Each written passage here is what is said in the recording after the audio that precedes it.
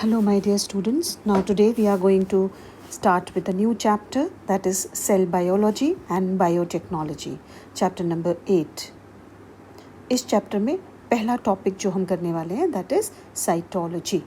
Cytology is the branch of science which deals with the study of cell. चाहे वो cell की study हो, cell organelles की study हो, इंटरनल स्ट्रक्चर हो, एक्सटर्नल स्ट्रक्चर हो, cell division ho, everything related to cell comes under cytology. Now, what is a cell? Cell is a structural and functional unit of life. That means this cell is capable of doing all the functions which are being carried by a multicellular organism. जो बड़े बड़े organisms, multicellular organisms, well developed organisms जो काम करते हैं वो एक single cell organism भी कर सकता है. जैसे कि एक अमीबा है, that is made up of a single cell, and this amoeba which is a unicellular organism, ये वो सारे काम करता है. वो इंजेक्शन करता है, खाना खाता है, डाइजेशन करता है, इजेक्शन करता है, रिमूवल करता है वेस्ट मैटर का, रेस्पिरेशन करता है, लोकोमोशन करता है. मतलब जिंदा रहने के लिए जितनी भी चीज़ों की ज़रूरत है वो अमीबा वो सारी चीज़ें करता है. तो इसका मतलब मल्टी सेलुलर ऑर्गेनिज्म भी अपनी लाइफ की जब शुरुआत करता है तो एक सिंगल सेल से ही करता है. एक सेल जुड़ते चले जाते हैं and it forms a multi cellular organism. इसका मतलब है कि cell is the structural and functional unit of life. बहुत सारे सेल्स, जब ग्रुप ऑफ सेल्स एक साथ आते हैं then they start performing similar functions. So those group of cells which are coming together to perform a similar function, a typical function, then those group of cells are called as tissues. A tissue is a group of cells performing the similar function. For example, the tissue in plants can be epithelial tissue, can be permanent tissue, and in animals it can be connective tissue, it can be muscular tissue, or it can be nervous tissue. So depending on the types of the tissue, उनका जो काम है वो अलग अलग हो जाता है. कनेक्टिव टिश्यू या तो दो ऑर्गन को कनेक्ट करेगी या ब्लड और बोन को कनेक्ट करेगी, ब्लड को बनाएगी, तो एडिपोज टिश्यू फिलिंग करेगी. तो ये अलग अलग ग्रुप ऑफ सेल्स को अलग अलग काम दे दिया जाता है. That is there is division of labour. काम का बंटवारा कर दिया जाता है एक ग्रुप ऑफ सेल्स को, उनको हम टिश्यू बुलाते हैं. Now what is this tissue culture? Tissue culture technique जो है, this is a technique where asexual reproduction is being done. Actually, tissue culture is a part of asexual reproduction. Now here you can see in this diagram, यहाँ पे आपको दिख रहा है होता क्या है एक्चुअली टिश्यू कल्चर में. Tissue culture is also called as the cloning. Cloning मतलब हम एक ही प्लांट के छोटे से पार्ट से उसी प्लांट के बहुत सारे क्लोन्स बना देते हैं, उसके कॉपीज़ बना देते हैं. That is called as tissue culture. तो इसमें देखिए ये this is a plant part. इसमें से हमने छोटा सा एक पीस उसका निकाल लिया है, ग्रोइंग टिश्यू. स्पेशली हम इसमें से ग्रोइंग पार्ट निकालते हैं, ग्रोइंग एरिया. ग्रोइंग एरिया क्यों निकालते हैं? दैट इज़ बिकॉज एक तो उसमें कोई डिजीज़ नहीं होती है एंड उसमें बहुत सारे एपिथेलियल सेल्स होते हैं which are the multiplying cells which are in the state of division. तो ऐसे सेल्स जल्दी जल्दी डिवाइड करेंगे एंड फास्ट हमको रिजल्ट्स मिलेंगे. तो डेफिनेटली हम हमेशा मेरिस्टेमेटिक टिश्यू लेते हैं which is in the growing stage.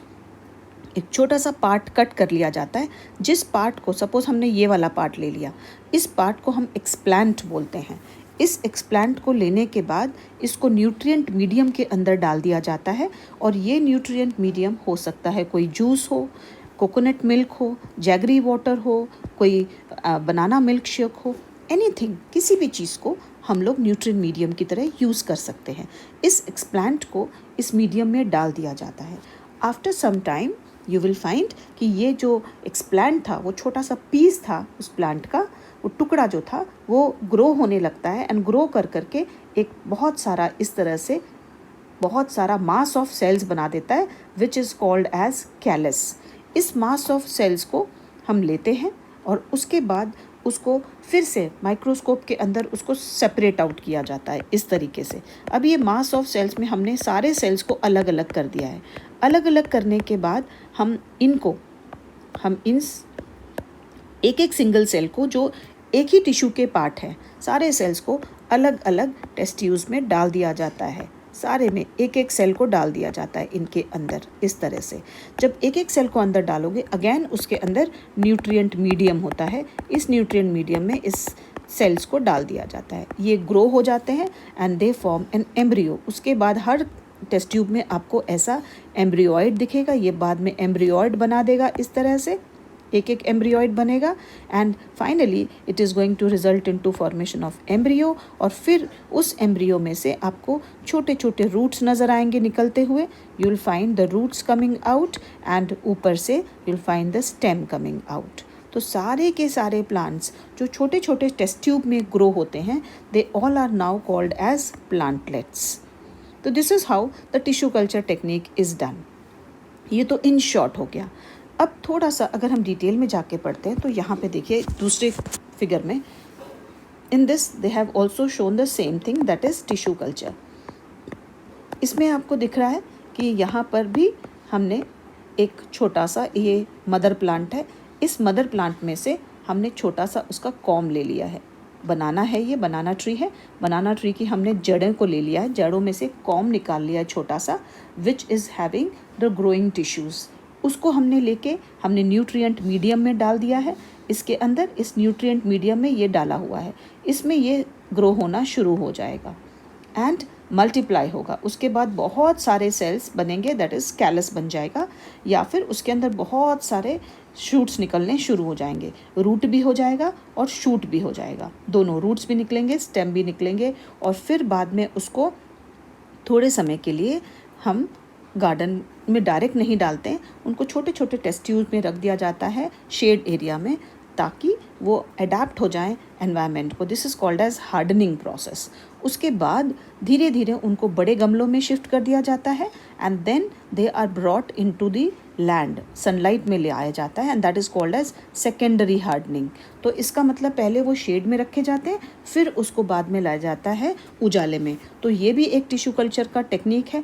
यहाँ पर हमने छोटा सा एक्सप्लांट लिया है स्टेम का, यहाँ पे इन्होंने रूट लिया है, तो रूट में बहुत जल्दी ग्रो हो जाते हैं कि ऑलरेडी यहाँ पे देखिए आप कॉम के अंदर रूट निकली हुई है, ऊपर स्टेम है, तो ये फास्ट ग्रो हो जाएंगे, इसमें बहुत सारे प्लांट निकल जाएंगे और हर प्लांट को सेपरेट आउट करके बाद में अलग अलग कर दिया जाता है। यही टेक्निक एनिमल्स में पॉसिबल नहीं होती है। It is possible in plants only. Reason is plants are having the ability called as totipotency. Totipotency का मतलब है कि प्लांट के जो मेरिस्टेमेटिक टिश्यू होता है उसमें एक एबिलिटी होती है to grow into a new plant. So it can grow into a full plant, पूरी की पूरी। इसमें इतनी पोटेंसी होती है कि वो टोटल प्लांट में ग्रो हो सकता है, जबकि एनिमल में ऐसा नहीं होता है। अगर हमने एनिमल सेल लिया, हमने वी स्टार्टेड ग्रोइंग, तो वो कभी भी दूसरे ऑर्गेनिज्म में कन्वर्ट नहीं होगा। और अगर हमने उसका एग भी ले लिया, एग एंड स्पर्म को फ्यूज़ करके अगर हमने उसको एक टेस्ट ट्यूब में डाल दिया गया, तो भी वो एक सर्टेन पीरियड तक ग्रो होगा और उसके बाद उसकी ग्रोथ बंद हो जाएगी। एक मास ऑफ सेल्स बन जाएगा, जैसे कैलस बना है वैसे वहाँ पर भी एक मास ऑफ सेल बनेगा, उसके बाद उसकी ग्रोथ स्टॉप हो जाएगी। सो बिकॉज उसके पास टोटीपोटेंसी नहीं, it loses its totipotency. Animal cells loses its totipotency after some time. That's why animal cell को हम पूरे ऑर्गेनिज्म में ग्रो नहीं कर सकते हैं। लेट्स सी, तो हम क्या करते हैं। अब बहुत सारे हमारे जो रिसर्च इंस्टीट्यूट्स हैं, they are working on this and they are totally dedicated for the research on the cells and they are trying to find out कि हम animals में किस तरह से दोबारा इन सेल्स को ग्रो कर सकते हैं, which is not possible in animals. So we are trying our best in this. अब आते हैं कि स्टेम सेल्स होते क्या हैं। What are these stem cells? Now अगर हम बात करते हैं स्टेम सेल्स की, तो स्टेम सेल्स में they are the special type of the undifferentiated cells, मतलब ये वो सेल्स हैं जो अभी भी किसी भी ऑर्गन फॉर्मेशन के लिए स्पेशलाइज्ड नहीं हुए हैं. They are not differentiated. अभी तक इनमें वो ताकत नहीं आई है, इनको अभी इंस्ट्रक्शंस नहीं मिले हैं कि आप अभी ये ऑर्गन बनाइए, ये ऑर्गन बनाइए, ये ऑर्गन बनाइए. अभी वो नॉर्मल जर्म सेल्स बोलते हैं इनको. Stem cells are also called as germinal cells और जर्म सेल्स, जो अनडिफरेंशिएटेड हैं एंड हमारे मल्टी सेल्यूलर ऑर्गेनिजम्स के बॉडी में होते हैं, जिनमें ये एबिलिटी होती है कि वो अलग अलग ऑर्गन्स बना सकें. So they are also called as germ cells. Now ये जो जर्म सेल्स हैं ये प्रेजेंट होते हैं जब ऑर्गेनिज्म बनता है. That means in the mother's body, mother's womb के अंदर, मदर के बॉडी के अंदर जब बेबी बनना शुरू होता है तब ये जर्म सेल्स प्रेजेंट होते हैं. और ये जर्म सेल्स की रिस्पॉन्सिबिलिटी होती है कि ऑर्गन्स बनाए, तरह तरह के हाथ, पैर, ब्रेन, किडनी, लिवर, ये जितने भी ऑर्गन्स हैं ये स्टेम सेल्स बनाते हैं. ये टारगेटेड होते हैं कि हम ये बनाएंगे, वो बनाएंगे. They are specialised and they will make those organs. ये स्टेम सेल्स कहाँ पाए जाते हैं, हमें ये स्टेम सेल्स मिलते कहाँ पे हैं? So these stem cells are found in umbilical cord. ये एक कॉर्ड है, कनेक्शन है between the mother and the the baby which is present inside the mother's body, that is embryo. तो एम्ब्रियो और मदर के बीच में जो कनेक्शन होता है that is called as umbilical cord. दूसरा, हम एम्ब्रियोनल ब्लास्टोसिस्ट में से भी निकाल सकते हैं. ब्लास्टोसिस्ट एक स्टेज है जहाँ पे एम्ब्रियो अब जाके यूटेरस में फिक्स होता है. That is also called as implantation. तो इम्प्लांटेशन मतलब फिक्सेशन ऑफ द एम्ब्रियो. ये एम्ब्रियो फिक्स होता है एट द ब्लास्टोसिस्ट स्टेज. तो इस स्टेज में डिफ्रेंसिएशन होने से पहले ही अगर हम ये सेल्स निकाल लें तो वी गेट दो स्टेम सेल्स. बोन मैरो में भी बनते हैं, रेड बोन मैरो में एंड एडिपोज कनेक्टिव टिश्यू, यहाँ से भी हमको स्टेम सेल्स मिलते हैं. ओके, नाउ ये सेल्स जो हैं इनको हम प्रिजर्व भी कर सकते हैं. इनको निकाल लिया जाए अगर सही समय पर तो इनको हम स्टोर कर सकते हैं at -35 degree Celsius to -190 degree Celsius and they can be stored in small vials. तो छोटे छोटे वायल्स होते हैं, इस तरह से टेस्ट ट्यूब्स होते हैं. आपने देखा होगा जब ब्लड लेने आपके पास आते हैं लोग तो दे कैरी स्मॉल वायल्स जिसमें आपका ब्लड डाल के ले जाते हैं. दो small test tubes, very tiny test tubes को वायल्स बोलते हैं. इन वायल्स में ये स्टेम सेल बैंक्स के अंदर स्टोर कर दिए, जैसे सीड बैंक्स होते हैं, स्पर्म बैंक्स होते हैं, वैसे ही स्टेम सेल्स बैंक्स भी होते हैं जहाँ पे ये सेल्स आपके प्रिजर्व कर दिए जाते हैं. तो इमरजेंसी में इन सेल से कोई प्रॉब्लम आ जाए तो वो ऑर्गन को बना लिया जाए. These stem cells are collected from the blastocyst and umbilical cord of the embryo and also they are after immediate birth of the child from the cord. मतलब बच्चा जब जन्म लेता है उस टाइम भी वहाँ पे कलेक्ट करके रख लिया जाता है ब्लास्टोसिस्ट में से एंड अम्बिलिकल कॉर्ड में से. जो अम्बिलिकल कॉर्ड कट कर देते हैं बाद में, बेबी का जब बर्थ हो जाता है तो अम्बिलिकल कॉर्ड को कट कर दिया जाता है, तो वहाँ से भी हम निकाल सकते हैं. जो ब्लड होता है अम्बिलिकल कॉर्ड के अंदर, जो सेल्स प्रेजेंट होता है वो उसमें भी स्टेम सेल्स प्रेजेंट होते हैं, तो उसको भी उसमें से भी हम निकाल सकते हैं इन स्टेम सेल्स को during the birth of the child. But if you want the stem cells to be stored, the parents have to be in advance, they have to tell the doctors that they want to preserve the stem cells because उसी time पे, birth के time पर ही वो stem cells हमको मिल जाते हैं easily and then they can be stored. Now ये जो स्टेम सेल्स होते हैं, now कहाँ से और कैसे, I'll just tell you in short here. सबसे पहले जब जाइगोट बनता है, this is sperm and this is a egg. तो ये sperm और egg, these two are getting fused. Fuse होने के बाद यहाँ पे बनता है zygote. This is a zygote. Okay, तो जाइगोट इज़ फॉर्म्ड जब ये एग स्पर्म से कनेक्ट हो जाता है और ये जो स्पर्म है इसके अंदर चला जाता है. स्पर्म का हेड इसके अंदर चला जाता है और ये बाहर आ जाती है इसकी tail. This both the things they get fused up. ये दोनों के दोनों जो हैं, I use different colour. So यहाँ पे ये जो है स्पर्म का हेड है ये रहा और ये टेल है. तो स्पर्म की टेल जो है वो बाहर रह जाती है, हेड अंदर चला जाता है, फिर ये दोनों फ्यूज़ हो जाते हैं. This stage is called as actually the zygote. This is called as the zygote. After this what happens, ये जाइगोट जो है ये starts dividing, this zygote starts dividing, इसमें डिवीजन शुरू हो जाता है। इस तरह से बहुत सारे सेल्स बन जाते हैं, क्लीवेज होना शुरू, उसको क्लीवेज बोलते हैं। तो क्लीवेज होती है, क्लीवेज के बाद ये सेल्स डिवाइड होते होते एक ऐसा स्टेज आता है which is called as blastocyst. इसमें बड़े सेल्स और छोटे सेल्स प्रेजेंट होते हैं and this stage is called as the blastocyst stage. Okay, तो ये जो ब्लास्टोसिस्ट स्टेज होता है, दिस इज़ द स्टेज जहाँ पे इम्प्लांटेशन होता है। मतलब ये स्टेज पर अगर ये मदर्स बॉडी है तो this is mother's womb, this is the mother's womb, तो ये मदर के वूम में जाके हमारे इम्प्लांटेशन कर देता है। तो ये एम्ब्रियो जाके यहाँ पर फिक्स हो जाता है इन द मदर्स बॉडी।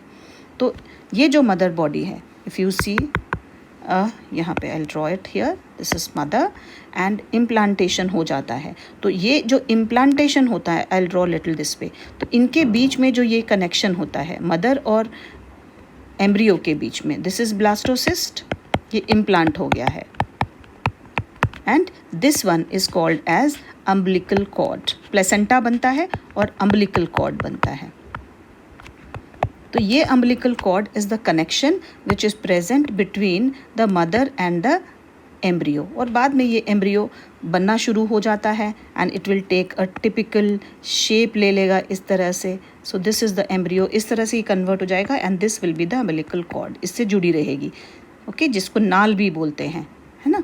तो दिस इज़ अम्बिलिकल कॉर्ड और यहाँ पे एक छोटा सा स्ट्रक्चर प्रेजेंट होता है which is called as placenta, जो फिक्स करता है। तो दिस इज़ प्लेसेंटा। तो इन एरिया, इस अम्बिलिकल कॉर्ड से हम लोग स्टेम सेल्स निकाल सकते हैं। और इस बैग के अंदर, ये जो बैग होता है जिसके अंदर ये बेबी बड़ा होता है, this is called as the uterus. तो ये यूटेरस है जिसके अंदर ये बेबी बड़ा हो रहा है एंड इसके अंदर वाटर भरा होता है, that is actually called as amniotic fluid. तो इस फ्लूइड में भी सेल्स मिलते हैं, स्टेम सेल्स। तो दिस इज़ द वे ये सारे के सारे स्टेम सेल्स हम उस टाइम पे निकाल सकते हैं। इसके अंदर भी स्टेम सेल्स हैं। So these are the different areas जहाँ से आपको ये स्टेम सेल्स, ग्रोइंग सेल्स मिल सकते हैं। बट ये blastocyst before differentiation, important part is कि बिफोर डिफरेंशिएशन ही हम लोग इसमें से सेल निकाल सकते हैं। तो एक बार ये ब्लास्टोसिस्ट कन्वर्ट हो गया into the next stage gastrocyst, तो फिर उसके बाद डिफ़िकल्ट हो जाता है। You will not get the stem cells because differentiation हो जाता है and then they will start making the particular organ. इस स्टेज तक ही हमारा जो सेल है वो डेवलप होता है इन द टेस्ट ट्यूब। उसके बाद इट स्टॉप्स ग्रोइंग बिकॉज इसको अब मदर की बॉडी की ज़रूरत है। इट रिक्वायर्स मदर्स बॉडी, जिसके अंदर वो एनवायरनमेंट मिलेगा जिसमें ये बेबी ग्रो होगा। इसीलिए इट लूजेस द टोटिपोटेंसी। तो हमारा जो एनिमल सेल है ये लूज़ कर देता है अपनी लूजेस इट्स टोटिपोटेंसी, जबकि प्लांट सेल में ऐसा नहीं होता है। प्लांट सेल में they are having the totipotency and they can result into formation of पूरा का पूरा नया ऑर्गेनिज्म। हमारे सेल्स में ये कैपेसिटी नहीं है। बट येस, अगर हम स्टेम सेल्स को निकाल लेते हैं इस स्टेज पर, ब्लास्टोसिस्ट स्टेज पर, तो फिर हम उन सेल्स को, स्टेम सेल्स को यूज़ कर सकते हैं for formation of many other organs. Coming to types of stem cells, now just now I told you कि जो टाइप्स ऑफ स्टेम सेल्स हैं विच आर द वंस कि एम्ब्रियोनल स्टेम सेल्स एक होते हैं और दूसरे होते हैं they are called adult stem cells. So let's go to the embryonal stem cells. Embryonal stem cells, just now I said कि zygote divide to form blastula which get implanted in the wall of the uterus. Okay, so here you can see this कि ये blastula, this is blastocyst बोलते हैं जिसको, या blastula बोलते हैं, this is called as blastula, ये वाला। Okay, this is also called as blastula. तो ये implant हो जाता है। Okay, so the blastula which get implanted in the wall of the uterus. Cells are removed before differentiation from the embryo. There are 220 type of pluripotent cells which are taken out and cultured with certain biochemical stimulus, उनको stimulus दिया जाता है कि भाई ये kidney बनाएगा या फिर जो लिवर बनाएगा, सो दैट जो भी डिज़ायर्ड ऑर्गन चाहिए हमको, जो ऑर्गन बनाना है उसी ऑर्गन को बनाने के लिए बायोकेमिकल स्टिमुलस दिया जाता है उस सेल को, ताकि वो वही ऑर्गन बनाए जिस ऑर्गन की हमको ज़रूरत है। तो हमारे बॉडी में there are 220 types of pluripotent cells, जिनमें पोटेंसी है आगे चल के ऑर्गन्स बनाने की। ठीक है, देखिए आप साइड पे, यहाँ पे I have given you embryonal stem cells, कुछ ऐसा नज़र आता है माइक्रोस्कोप के अंदर। This is embryonal stem cell. Okay, next adult stem cells तो हम ज़्यादातर बोन मैरो से निकालते हैं, एडिपोज टिश्यू से निकालते। Adipose tissue is a filling tissue, हर जहाँ जगह खाली है उनको भरने का काम एडिपोज टिश्यू करता है। ब्लड में से निकालते हैं। ओके, तो ये सारे एरियाज़ हैं जो अडल्ट स्टेम सेल्स हम निकालते हैं ना। स्टेम सेल्स थेरेपी ये यूज़ है एक, तो there are different uses of these stem cells. हम इनको कहाँ यूज़ करते हैं? स्टेम सेल्स निकाल तो लिए, अब इनको यूज़ कहाँ करेंगे? First is regenerative therapy. Regenerative therapy, regenerative therapy दो तरह से, मतलब रीजेनरेशन करने वाला, दोबारा बनाने वाला, that is called as therapy. वो मेडिकेशन जो सेल्स को दोबारा बनाएगा, न्यू लाइफ देगा।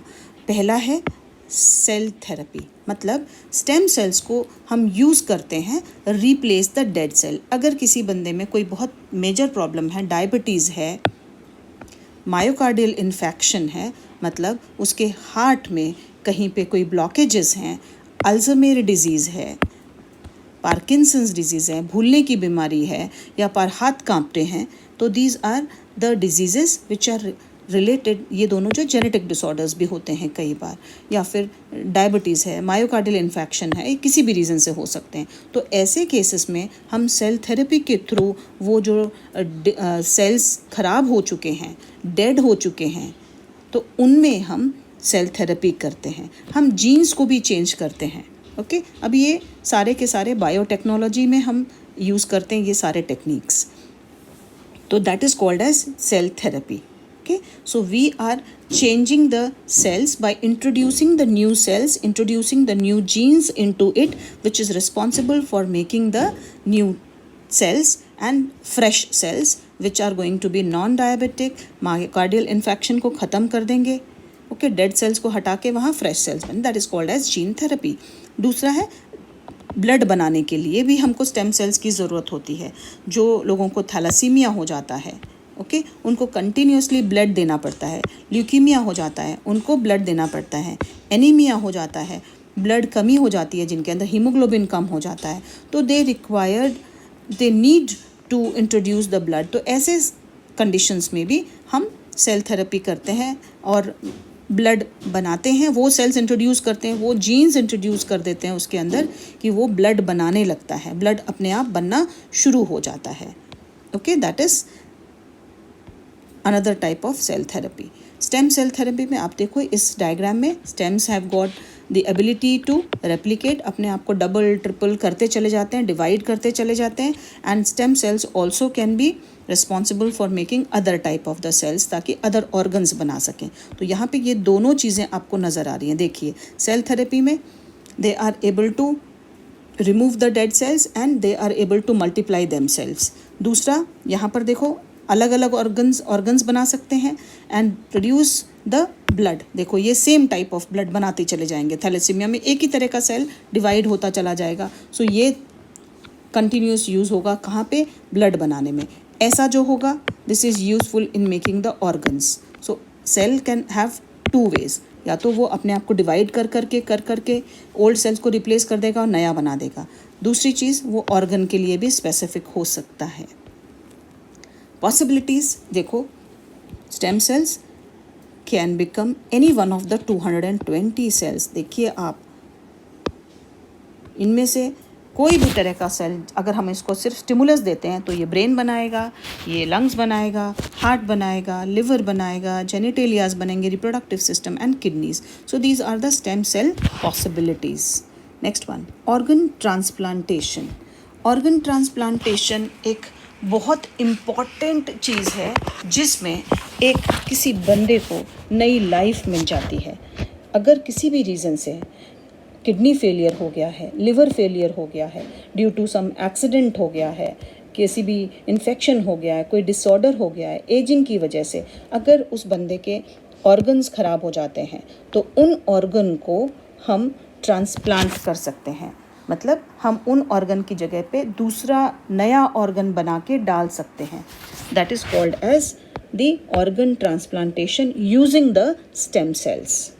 लेकिन before I go to the next one, हम इस पे बात करते हैं कि वो पर्सन के लिए सबसे बड़ी इम्पॉर्टेंट चीज़ है कि अगर उसको ऑर्गन ट्रांसप्लांट करना है, उसका ऑर्गन ख़राब हो गया, किडनी चाहिए, लिवर चाहिए, हार्ट चाहिए, तो उसको सबसे पहली चीज़ उसको ढूंढना पड़ेगा एक डोनर, एक उसको ऑर्गन डोनर की ज़रूरत पड़ेगी। ऑर्गन डोनर अगर एक तो मिलेगा नहीं, बहुत डिफ़िकल्ट होती है, बिकॉज कोई अपना ऑर्गन देने को तैयार नहीं होगा। अगर होगा तो आइदर आपके सिस्टर, आपके ब्रदर, आपकी माँ, आपके पापा, या फिर कोई बहुत क्लोज बाय रिलेशन में अगर है तो वो आपको ऑर्गन डोनर बन सकता है, आपको ऑर्गन दे सकता है। लेकिन प्रॉब्लम आती है ब्लड ग्रुप्स। आपका ब्लड ग्रुप मैच होना चाहिए, उस बंदे में कोई डिजीज़ नहीं होनी चाहिए, कोई डिसऑर्डर नहीं होना चाहिए, तभी आप उसको आप ले सकते हो, उस ऑर्गन डोनर से ऑर्गन ले सकते हो। नहीं तो आपको वो डिजीज़ हो जाएगी, आपके में वो डिसऑर्डर आ जाएगा, है ना, जो डिसऑर्डर उसमें है। तो ब्लड ग्रुप मैच नहीं होगा तो रिएक्शंस होते हैं। फिर भी इतना सब मैच करने के बाद भी प्रॉब्लम्स आते हैं post transplant reactions of the body. मतलब ट्रांसप्लांट करने के बाद भी ये पक्का नहीं होता है कि वो ऑर्गन हमारे बॉडी में आके फटाफट एडजस्ट हो जाएगा। नहीं होता है, क्योंकि हमारे जो एंटीबॉडीज़ होते हैं, हमारे जो इम्यून सेल्स होते हैं, वो अब शुरू करते हैं उस ऑर्गन को अटैक करना, क्योंकि वो फॉरेन बॉडी है, कोई नया बंदा हमारे बॉडी में आ गया है। तो डेफिनेटली हमारे जो सेल्स हैं ये कोशिश करते हैं उसको मारने की। तो ऐसे जो रिएक्शन होते हैं हमारे बॉडी के, इस रिएक्शन की वजह से भी हम जिस बंदे के अंदर ट्रांसप्लांटेशन किया गया उस ऑर्गन का, तो वो बंदा मर भी सकता है। ओके, इन सभी प्रॉब्लम्स को देखते हुए एक नया कॉन्सेप्ट इमर्ज हुआ है, which is nothing but stem cells के थ्रू ट्रांसप्लांटेशन करना। एक और कॉन्सेप्ट इमर्ज हुआ, दैट इज़ पोस्थुमस डोनेशंस। पोस्थुमस डोनेशंस का मतलब होता है donating your body organs after death.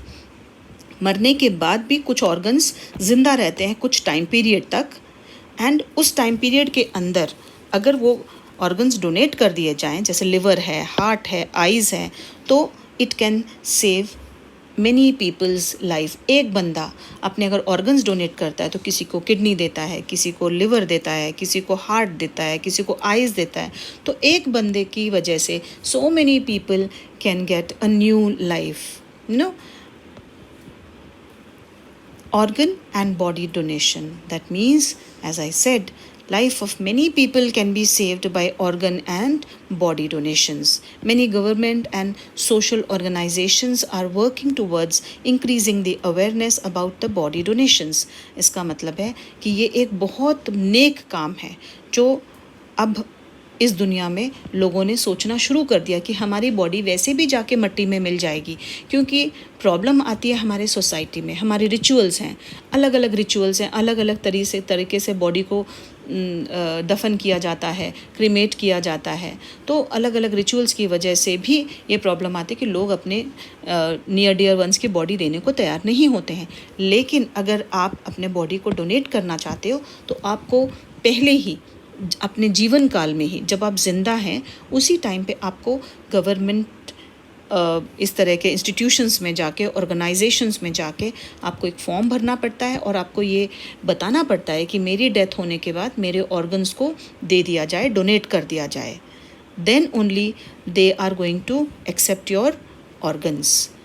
Now ये जो व्यू है ये एक लिबरल व्यू है behind the concept of organ and body donation, कि आफ्टर डेथ मेरी बॉडी का हर पार्ट यूज़फुल हो, किसी ऐसे बंदे के पास जाए जिसकी जो लाइफ है वो बहुत मिजरेबल है, बहुत दुख में जी रहा है, एंड ताकि उसको वो ऑर्गन मिल जाए और वो कंफर्टेबल लाइफ अपनी जी सके, ताकि उसकी फैमिली जो उसके ऊपर डिपेंडेंट है हर चीज़ के लिए, he can get that life.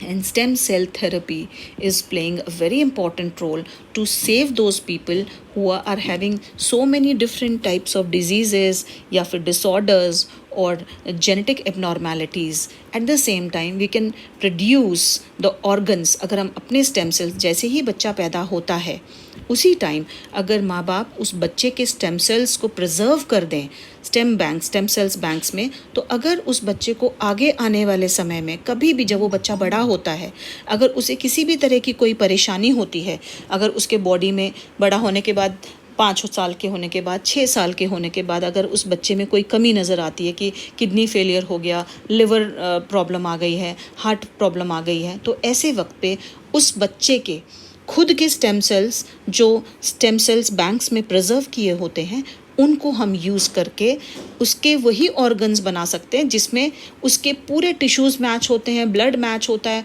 और उसे वो डर भी नहीं रहता है कि वो हमारे बॉडी में आके कोई और तरह के प्रॉब्लम्स क्रिएट कर सकता है, बिकॉज हमारा इम्यून सिस्टम उस सेल को पहचानता है क्योंकि वो हमारे ही बॉडी के सेल्स हैं, स्टेम सेल्स हैं, तो हमारा बॉडी, हमारा इम्यून सिस्टम उसके अगेंस्ट कभी भी जाएगा नहीं और वो हमारे बॉडी में ऐसे रिएक्शंस भी पैदा नहीं करेगा जिससे हम मर सकें. तो it is a safest way of getting organ transplantation made by our own stem sales.